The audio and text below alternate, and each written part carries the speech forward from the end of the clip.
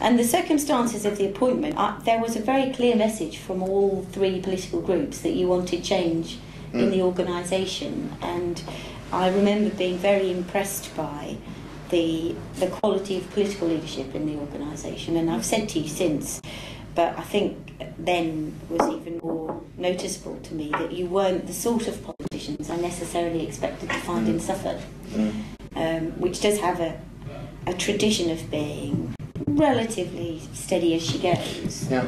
And yet I came into this interview panel where all three political groups were saying we need change in this place, we want things to move faster, we want not necessarily the same agenda, but we want the capacity to move agendas forward. And I guess that's pretty much why we chose you. Yeah. But part of the consequence of that, in terms of the way we've had to work together, is that we knew you would be fairly dynamic and would want to make your own mark on the organisation, whether in terms of how you expect people to see you here, or how you might expect to see people, how you might expect people to have seen your time here, if you move on at some stage. And therefore, I guess myself and my colleagues would have been aware that we would need to have a relationship that ensured that it stayed at least a jointly owned agenda rather than becoming your agenda within a political framework. Yeah, and I mean, just although it moves on to one of the later questions, in a sense that's been one of the problems that at various points, particularly probably your group, have ranged back in. Yeah, well, and or have assumed I'm peddling an agenda that's my personal agenda, and my habit of going from thinking to deciding quite fast has I think has aggravated that. So at key points, I felt particularly with your group, there's been this sense of, I don't know, me not giving them time or not putting in enough process in sometimes for them to feel that I am genuinely trying to implement their agenda rather than some preordained list I brought with me. Yeah, I don't know. That's something which I suppose has to continue to permeate the way we work together. I mean, we get together roughly fortnightly. It slips from time to time, but with Jane as my deputy, to really hear from you where you think the major issues are coming up, and those are meetings where I think we listen to you more than bring things to you, though quite often the discussion then stimulates things. But I don't think we tend not to walk into those meetings with a list of things more than maybe one or two per meeting. Yeah, and that's perhaps something we should think about, because that's one of my main ways of staying in touch. I think there's the other side to that, which we are working on, but it doesn't feel to me that we've cracked yet, is the issue of how I do get messages from group, particularly if group are going to be concerned about whose agenda we're rolling forward. There's been less of a culture in Suffolk than I'm used to of messages going between senior officers and senior members. And so, to some degree... Are you sure that's the case? Or are you sure you see that?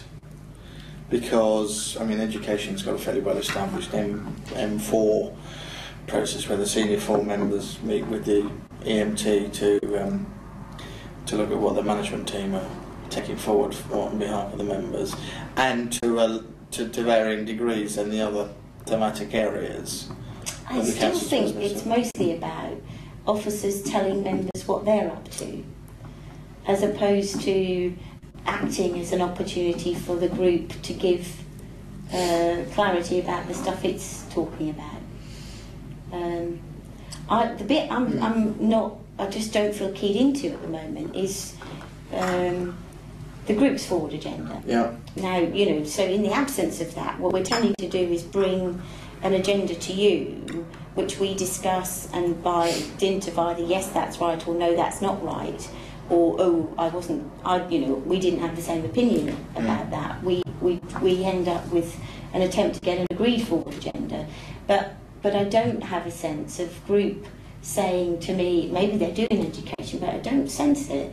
You know, as far as groups are concerned, the big hits for us or the big worries for us are these. Now, how do you as officers think we should make progress in relation to that? And I'm quite often surprised by hearing retrospectively things that are on a group agenda. And I'm not surprised that they are, because, you know, it would seem sensible and obvious, but surprised in a way to not then get a message out of that almost before it happens and then post the discussion. And I think there's something within the group about the democracy of the decision making within group, which means that pre-briefing is seen to partly to undermine the freedom of the group to reach a decision, but where post-briefing is actually then sometimes already too late for us to be as fast as you want us to be in the uptake.